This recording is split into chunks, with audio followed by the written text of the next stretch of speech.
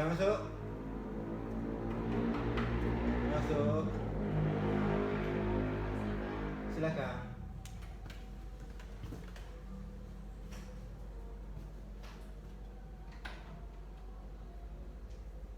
Silakan dulu.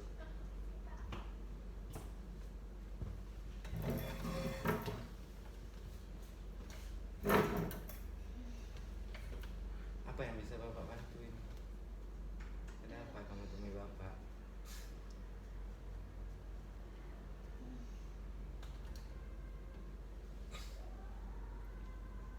Saya Iya, ada apa?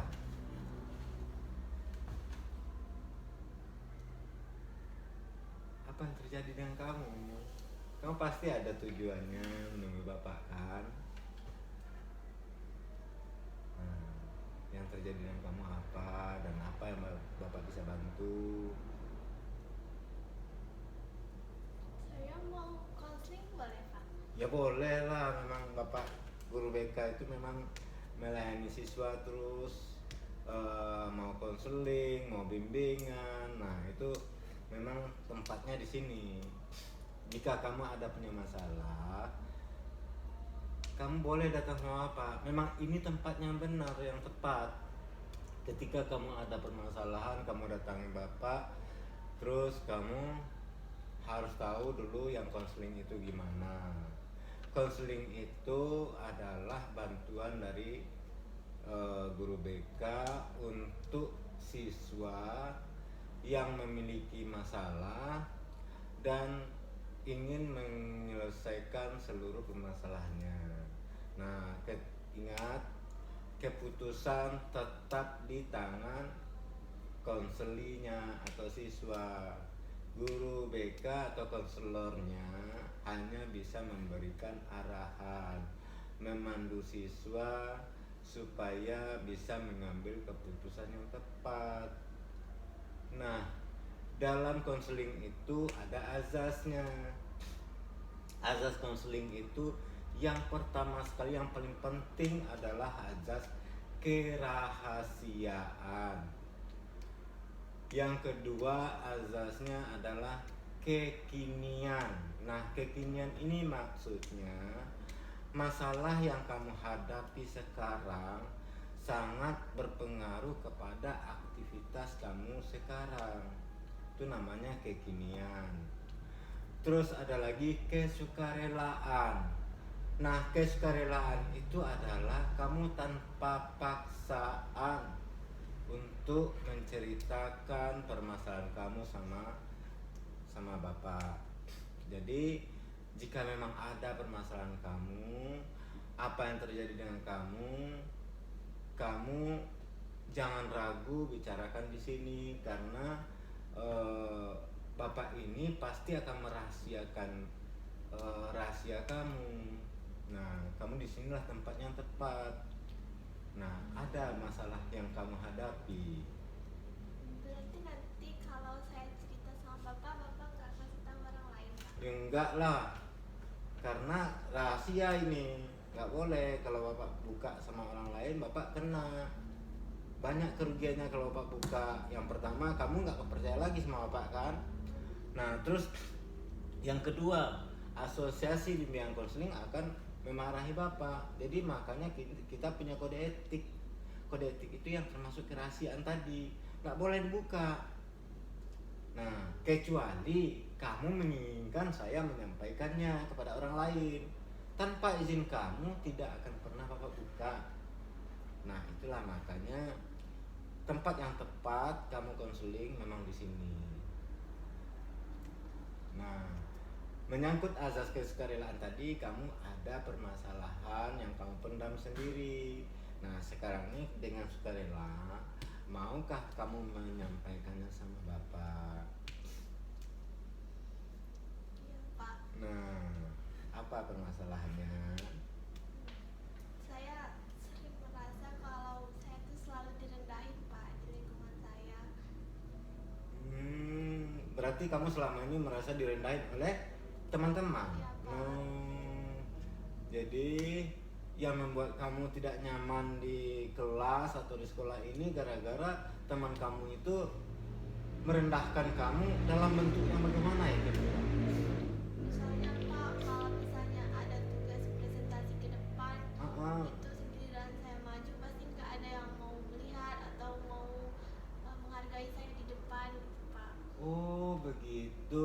Berarti kalau kamu presentasi ke depan, dia itu orang tuh selalu merendahkan, nggak pernah menghargai hasil karya kamu ke depan sana. Iya, Pak. Oh gitu. Jadi kira-kira kejadian ini sudah berapa lama kamu alami? Mulai dari awal-awal saya masuk kelas 10 Pak. Sebelumnya di SMP saya nggak merasa kayak gitu Pak, tapi pas awal masuk saya merasa kayak gitu Pak. Oh iya, iya. Berarti selama ini di SMP kamu nggak ada apa-apa ya, nggak ada, nyaman-nyaman aja. Nah setelah di sini di kelas 10 IPS 4 ini kamu merasakan ada yang beda gitu ya. Nah, mungkin benar karena apa? Kamu sekarang ini dalam tahap penyesuaian. Begitu juga teman-teman kamu. Mungkin yang ada dalam diri kamu itu ada orang yang melihat tidak senang. Nah, contohnya misalnya kamu memiliki kemampuan belajar yang lebih. Nah, atau kamu tuh dianggapnya gayanya berbeda dengan dia, atau mungkin karena dia tidak seperti yang kamu tampilkan. Namun sebenarnya itu wajar terjadi kepada setiap siswa di sini.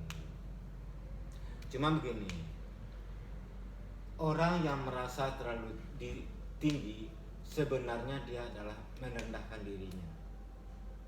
Apa contohnya? Contohnya ya seperti tumbuh-tumbuhan yang ada di hutan. Dia kan memang tinggi gitu kan. Sebenarnya dia itu bisa rendah. Karena apa? Ketika datang angin kencang, nah semakin tinggi pohon itu maka akan merasa semakin kencang angin atau cobaan yang akan dia rasakan.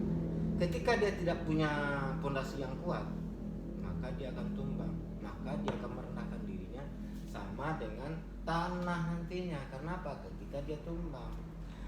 Makanya kalau kita melihat itu gimana ya? Kita melihat alam itu adalah guru kita yang paling baik untuk kita pelajari. Yang pertama kita melihat dari apa sifat alam. Seperti yang pernah Bapak jelaskan juga kan, apel busuk. Nah, apel itu menjadi busuk ketika ada proses yang tidak benar, sama dengan pengelolaan diri. Nah, pengelolaan yang tidak benar bisa jadi orang menjualnya yang terlalu tinggi harganya. Nah, kayak itu tadi, dia merasa tinggi, ternyatanya dia tidak berguna. Kenapa? Karena dia merasa tinggi, dia akan meremehkan orang. Sudah kebiasaan kayak gitu. Makanya yang terbaik kamu sekarang ini tetap optimis di dalam melaksanakan kegiatan sehari-hari. Seperti kamu lihat ini, gambar-gambar yang ada Bapak bisa tampilkan. Nah ini, silakan kamu lihat gambar yang ada di hutan itu. Nanti kamu bisa melihat bagaimana terjadinya ada pohon yang besar, pohon yang kecil. Nah, pohon yang kecil tidak pernah sedih kok.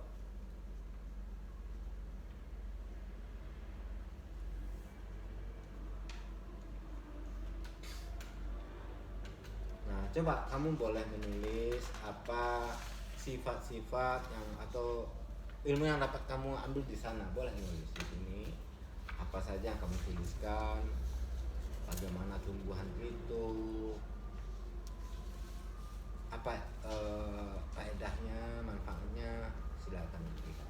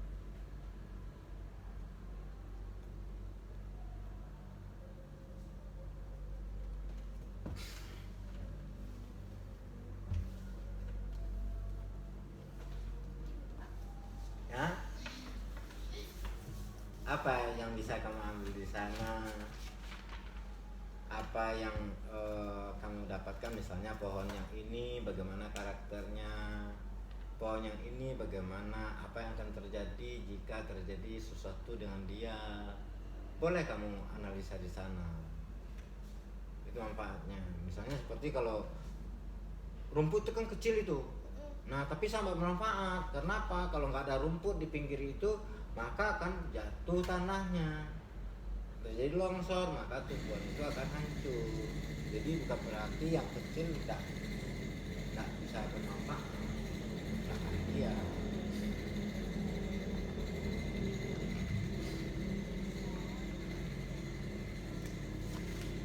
Boleh kamu perhatikan apa manfaatnya yang kamu dapat dari sana. Nah, kita selalu belajar dari alam.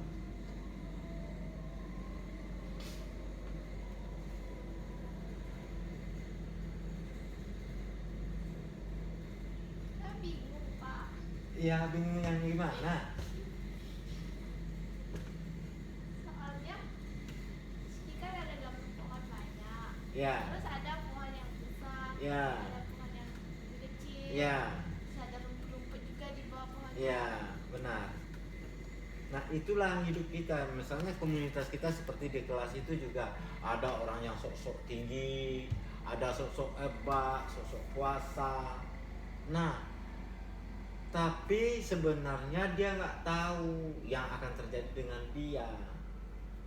Nah, itu makanya yang namanya manajemen diri penting. Kita harus bisa memahami potensi diri kita.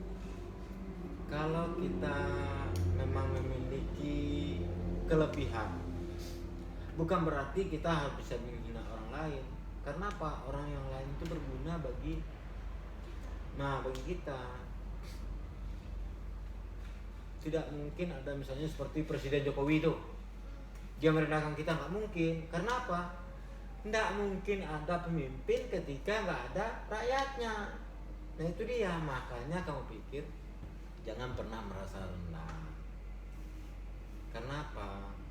Kekuatan dalam diri kita itu akan membuat kita lebih nyaman. Itu yang membuat kita lebih hidup. Itu powernya kita, kekuatan diri. Nah itu yang akan kamu gali. Seperti yang saya bilang tadi, kayu yang besar ini ketika dapat cobaan angin yang kencang, maka dia kalau tidak ada rumput di bawah ini, maka dia akan tumbang. Kenapa? Longsornya. Iya. Nah, ketika kayu yang kecil ini, seperti yang kamu bilang, kamu masih merasa rendah gitu kan, yang kecil ini akan besar sendiri. Nah, kamu sekarang ini harus memiliki pondasi yang kuat. Nah, pondasi yang kuat bagaimana? Bagaimana cara kamu bisa mendapatkan pondasi yang kuat? Yaitu dengan mengeluarkan potensi diri kamu. Apa itu? Ya belajarnya kuat, prestasi kamu meningkat. Nah, orang yang tadinya merasa tinggi, dia akan menjadi merasa rendah. Karena apa? Karena prestasinya akan di bawah kamu. Nah, kira-kira yang bisa kamu lakukan itu apa untuk mencapai prestasi yang lebih pada orang itu? Tapi Pak, Ya. kalau misalnya saya mau usaha supaya saya lebih berprestasi gitu Ya. Pak, tapi saya ragu Pak, soalnya kalau semakin saya berprestasi misalnya, maka nanti makin orang makin nggak senang sama saya Pak. Nanti saya semakin nggak dihargai sama orang Pak, itu di mana Pak? Oh iya, begini, perasaan orang yang iri lagi berarti ya, karena dia nak mampu kan.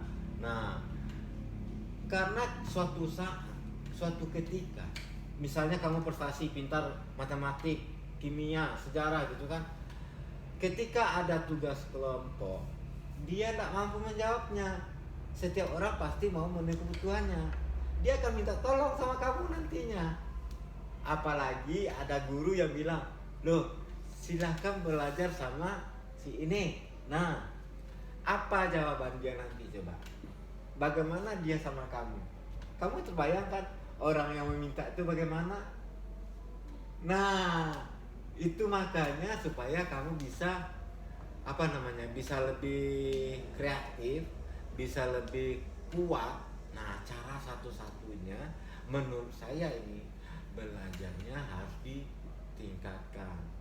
Jangan merasa kita rendah. Nggak bisa. Kenapa nggak bisa? Karena perasaan itu akan menghancurkan kita sendiri. Karena kalau kita merasa rendah dan itu tertanam di otak kita, maka kita akan rendah betulan. Nah, caranya biarlah orang itu yang akan merasa meninggikan kamu. Yang seperti saya bilang tadi, ketika ada tugas kelompok, silakan belajar sama teman yang udah bisa. Nah, contohnya si ini, gitu kan? Nah, kamu terbayangkan orang itu minta tolong sama kamu? Nah, apakah dia akan masih meninggi juga? Loh, saya minta tolong. Apakah mungkin? Nah, itulah makanya Bapak pikir kalau kamu memang bisa berprestasi, nah cara-cara mulailah dari yang sekarang. Nah, jangan kamu pikirkan orang meremehkan, orang yang bagaimana, jadi kamu akan merasa rendah, diam terus. Salah. Kenapa itu salah?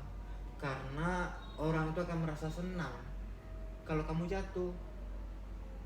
Nah, jadi makanya saya bilang tadi, yang terbaik kamu lakukan yang mana. Cuman keputusan tetap ada di tangan kamu ya. Pak. Nah, kalau kamu memang mau lebih baik, ya berusahalah lebih baik. Jangan selalu merasa kita rendah, jangan. Karena apa? Kita harus bisa membaca atau menggunakan bahasa program di otak kita. Di otak kita itu ada memori yang harus kita program. Misalnya kita akan bilang saya ini bodoh, iya kan keluar tuh bodoh. Kenapa? Tidak perlu ada usaha. Nah, saya ini pemalas, ya keluar malas. Nah, sama ada tempat yang gelap, sana ada hantunya kayak gini, ya itu yang akan keluar. Tapi coba realnya nggak ada. Nah, jadi mungkin kesalahan ini ada dari teman-teman kamu. Karena apa? Dia belum mengenal kamu. Kalau dia sudah mengenal kamu, mungkin akan dia tahu siapa diri kamu. Nah, contoh aja, misalnya kita lihat durian itu kan berduri tuh. Ya. Nah, isinya apakah berduri juga? Ya enggak. Nah, itu dia, karena dia belum mengenal kamu saja. Setelah dia mengenal kamu nanti aslinya, nah barulah di sana dia tahu bahwa isi durian itu ternyata lembut dan enak. Nah, terus apa lagi? Contohnya dari alam itu kita lihat lagi kedondong. Kan licin itu. Ya. Nah, isinya gimana? Berserat. Nah, seratnya tajam lagi. Ya. Nah, itu dia. Makanya saya pikir kalau orang belum mengenal kita, ya mungkin karena masih kelas 10 ya. Kalau sudah kamu lihatkan bagaimana kamu, mungkin orang akan paham. Mungkin dia akan menerima kamu sebagaimana sebaik-baik mungkin.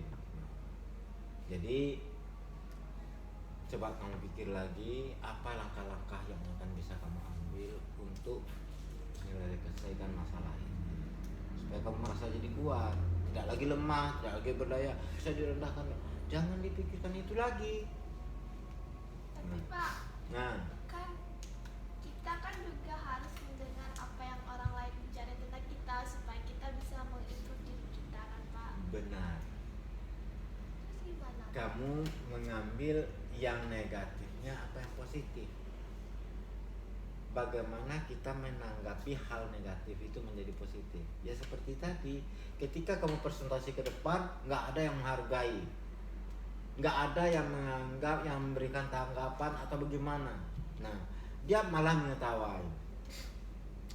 Nah, setelah kamu menampilkan itu, yang akan penilainya kan ada. Seperti kamu menampilkan apa di depan kelas misalkan, itu kan ada guru di sana. Nah, ketika guru menyatakan benar, bagus, orang itu gimana menjawabnya? Masih ketawa juga, gurunya kan marah. Nah, jadi ada penengahnya di sana. Tidak ada rasanya yang usaha lebih baik yang akan mendapatkan hasilnya yang tidak baik. Nah, ketika kamu sudah menampilkan yang terbaik depan kelas, misalnya disuruh mengerjakan tugas matematika, tugas ekonomi, tugas apapun pelajarannya, kamu sudah berusaha lebih baik.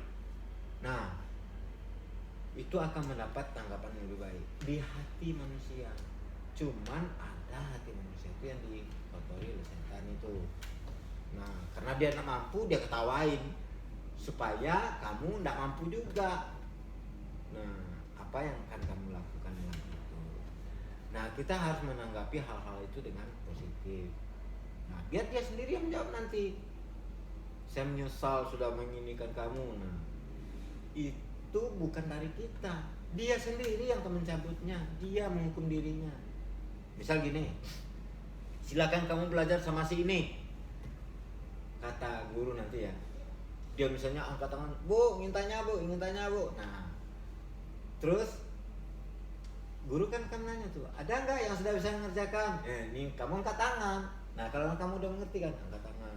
Saya bu, udah kerjakan. Nah, nanti guru akan ngomong, nanti kalau udah habis jam pelajaran masih belum mengerti, belajar sama si ini ya. Nah, terbayang nggak bagaimana perasaan orang itu? Ya. Nah, itu yang saya harapkan kamu memiliki konsep dirinya yang positif lagi, jangan yang negatif. Kenapa terlalu kita merendahkan diri, merasa orang tidak senang dengan kita, sementara sebenarnya orang itu ada kebutuhan dari kita. Kita juga membutuhkan orang karena kita manusia. Manusia itu adalah makhluk sosial. Jadi tidak akan lebih baik seseorang itu jika dia memenuhi kebutuhannya sendiri, nggak akan kuat. Makanya kita butuh orang lain. Nah, kira-kira yang kamu langkah-langkahnya tadi, apa yang kamu rasakan, bagaimana perasaan kamu sekarang setelah kamu tahu bagaimana cara yang akan terbaik kamu lakukan?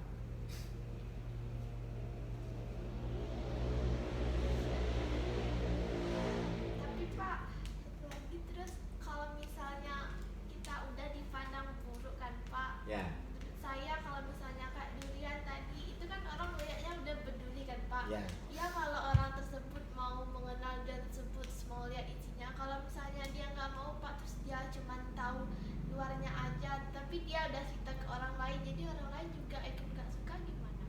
Ya, kalau orang lain itu sudah melihat isi durian, kan dia justru kena marah. Enak loh isi durian katanya. Saya udah pernah makan, emang kamu tahu apa isinya? Nah, kan gitu.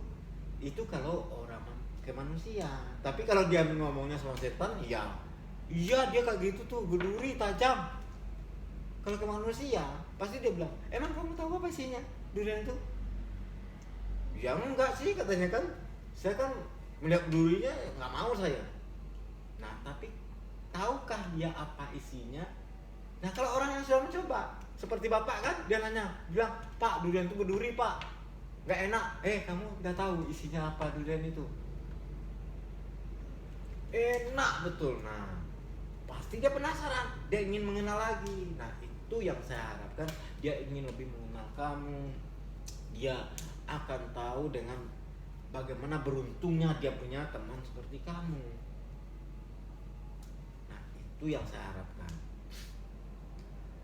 Sehingga kamu merasa kuat. Nah, karena apa? Kamu sudah banyak teman. Kalau temannya datang pas ada maunya aja Pak, misalnya kayak tadi mau bantu PR, nah itu dia datang baik sama kita, terus habis itu kalau udah selesai PR-nya dia gitu lagi, gimana Pak? Ya nggak apa-apa gini. Ketika dia pas sekali itu mungkin ya, sekali itu ya.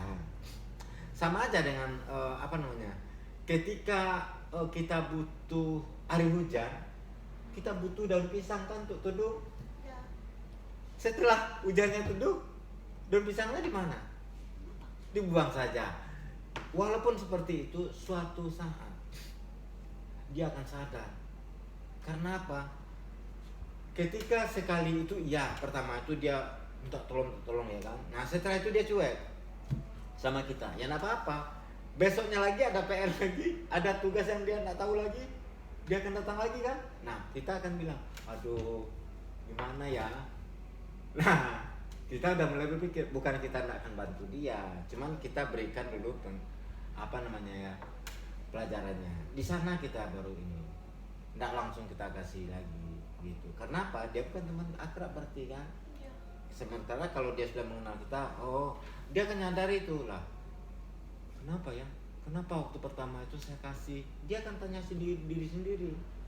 Saya pertama sekali minta sama dia kok dikasih, sedang kok enggak ya? Apa yang terjadi dengan diri saya? Dan dia kan introspeksi diri lagi. Nah biar dia datang sama bapak lagi kan, Pak kenapa si ini nggak mau bantu saya Pak? Nah saya akan tanya juga kayak gitu. Apa yang terjadi dengan kamu? Kenapa sebelumnya kamu kayak gini? Nah setelah ini kayak gini gitu. Jadi kan karena bapak ini kan guru BK itu untuk membantu siswa menyelesaikan masalahnya, bukan bapak menyelesaikan masalah kamu ya. Ya. Nah jadi itulah kira-kira kalau kamu memang merasakan misalnya ketika dia butuh saya baru dia dekati, kalau nggak butuh udah dia lari dari kita. Itu ketika kita selalu mau diperlakukan kayak gitu. Kita kan manusia juga. Nah jadi tidak semua orang yang kita anggap besar atau kuat, hebat bisa melakukan semuanya. Ada yang nggak dia bisa. Nah ketika dia nggak bisa, itulah kita akan mendapatkan kesempatan itu. Nah kesempatannya mana? Kesempatan dia menganggap kita tinggi daripada dirinya. Kan orang minta itu tangannya di bawah tuh. Ya. Nah kita di atas tuh. Nah kalau kita sudah di atas berarti dia sudah di bawah lagi. Masa kita sama ngasihnya kayak gini, nggak mungkin kan? Ya. Nah itulah kira-kira kalau ngasih kayak gini kan jatuh. Nah kan harusnya di bawah satu, nampung gitu. Nah pada waktu itu pertama kali oke, kita akan karena berharap dia menjadi teman kita. Karena setiap manusia itu butuh teman, butuh lingkungannya. Jadi makanya saya bilang tadi, kalau ketika dia merasa dia ketika butuh kamu dia mendekati, ketika dia tidak butuh kamu dia lari, cuek. Nah seolah-olah tidak butuh gitu. Nah kan kebutuhan itu tidak hanya sekali. Kalau sekali itu aja mungkin ya bisa. Nah karena kita belajar ini, hidup ini berlanjut terus. Kita hidup itu tidak cuma sehari ini aja hidup ya. Nah besok kita juga hidup, kita masih ada butuh kebutuhan kita. Nah itu dia, makanya saya bilang suatu ketika dia minta bantuan kamu, pertama kamu berikan, kedua karena dia cuek aja, nah mungkin kita agak berubah sedikit, tapi tidak berubah amat gitu kan. Nah kita berubah sedikit. Nah dia akan menyadari, kenapa ya waktu itu dia mau kayak gini sama saya, kenapa sekarang nggak mau lagi ya. Nah dia akan tahu itu. Setelah itu dia akan menyadarinya, mungkin dia akan datang juga sama bapak atau sama guru BK yang satu lagi. Dia akan bertanya, kenapa sih ini berubah sama saya, waktu saya minta bantu ini dia kerjakan waktu itu, sekarang nggak lagi. Nah baru dilakukan seperti ini juga. Jadi sekarang ini perasaan kamu yang harus kamu ubah hanyalah merasa direndahkan. Caranya bagaimana? Caranya kamu belajar tadi. Biar orang minta sama kamu, jangan kamu minta sama dia. Nah kalau orang minta sama kita pasti tinggi.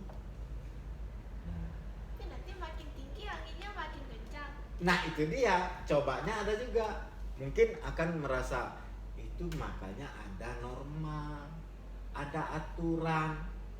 Nah orang yang hatinya yang tinggi, maka dia akan hancur sendiri. Tapi dirinya dia tinggikan tidak apa-apa, tapi hatinya tetap rendah ya. Orang yang tinggi hati itu memang, hati itu apa? Keinginan dia sangat tinggi gitu, sementara kemampuannya segini. Nah itu yang menghancurkan dia. Kalau hati kita tidak boleh tinggi.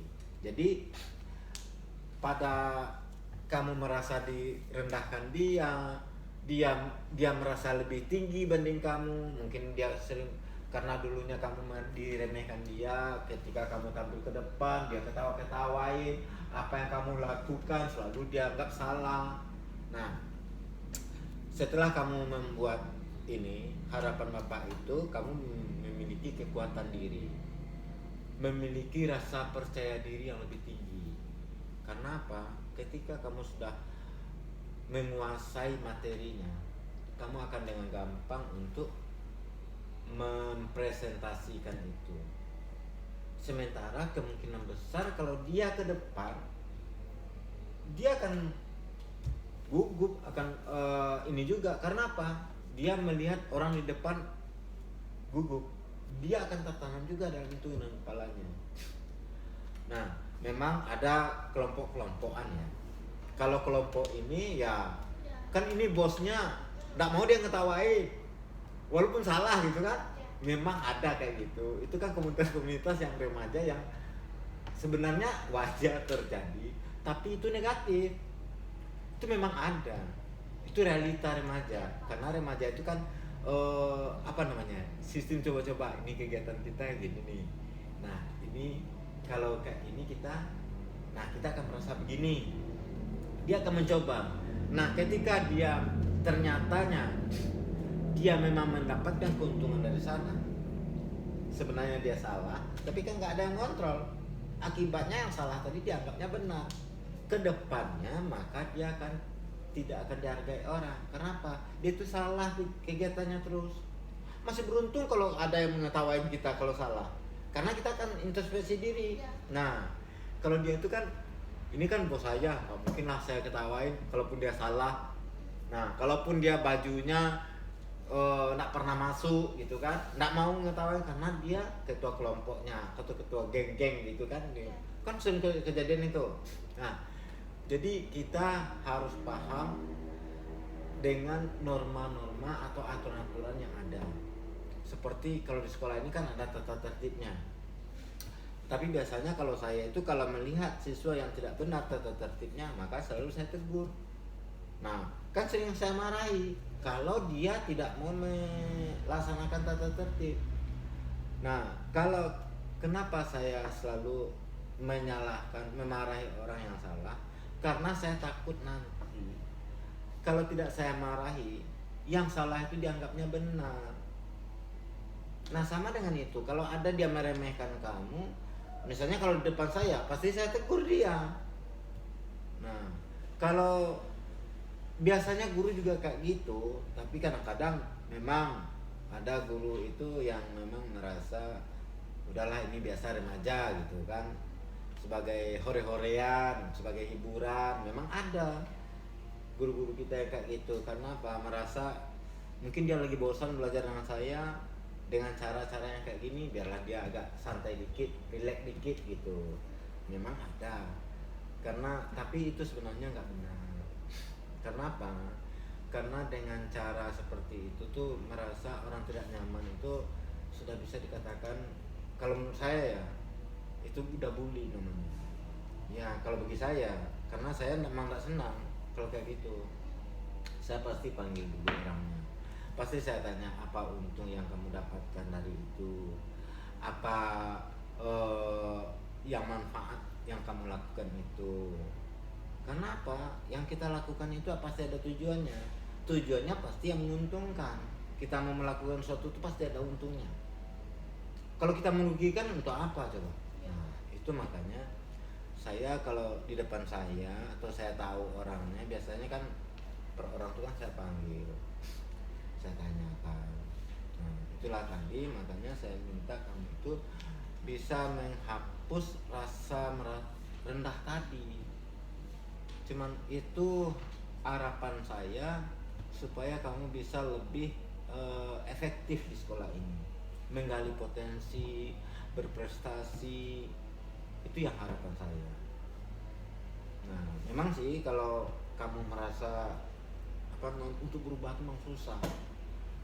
Mengubah yang tadinya kita dari negatif pikiran kita ya, orang gak senang sama saya, orang menganggap saya itu rendah, orang menganggap saya itu remeh, memang untuk berubah itu memang susah.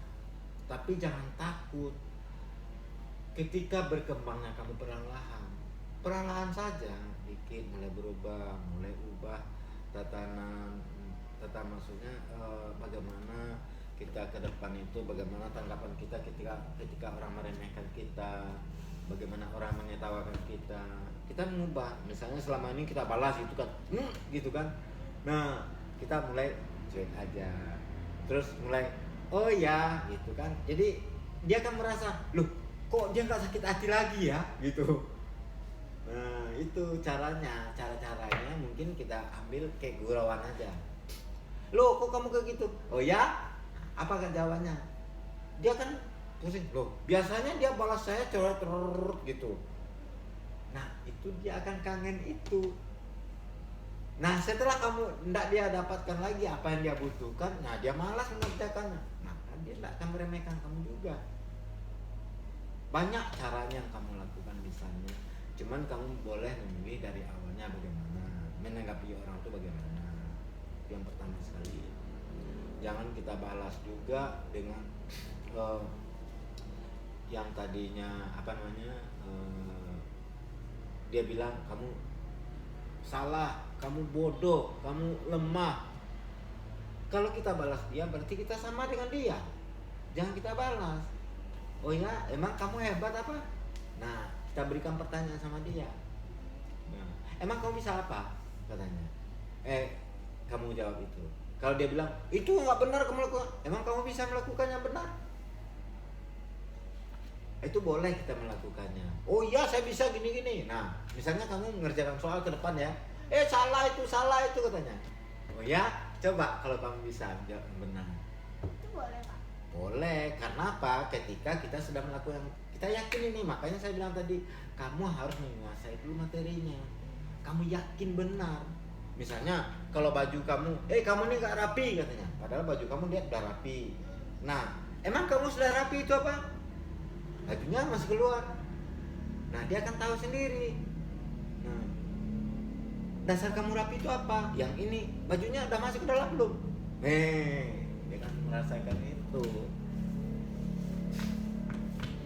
Berarti kalau misalnya ada yang mengenai saya cuek aja.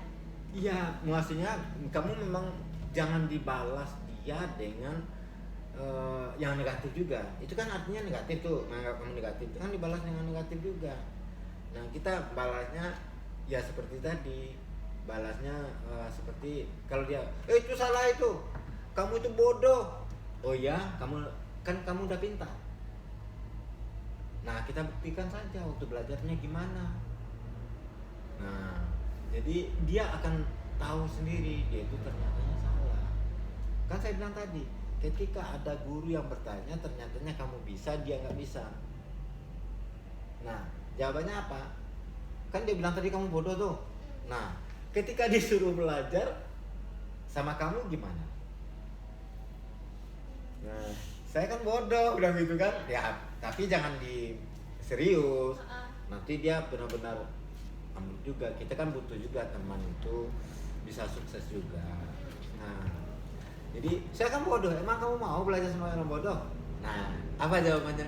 Oh iya, saya salah, gitu kan? Nah, kena gitu. Itulah kira-kira mulainya. Kamu memulai dari mana? Silakan kamu pikirkan apa tindakan-tindakan yang akan bisa mengatasi masalah kamu. Nah, kira-kira bagaimana perasaan kamu sekarang? Baik Pak. Udah lebih baik? Ya, berarti sudah tahu ya Udah Pak. apa yang akan kamu lakukan. Oh ya. Ya sudah paham. Nah, begitu gini, ini ada lembaran yang akan Bapak minta tolong kamu ngisinya. Ya, ini tolong isi ya. Nah, kamu nanti aja serahkan sama Bapak juga, nggak apa-apa. Nah, untuk itu berarti waktu kita sudah 40 menit lebih ya. Nah, marilah kita tutup ini dengan doa supaya mendapatkan berkah dari Allah.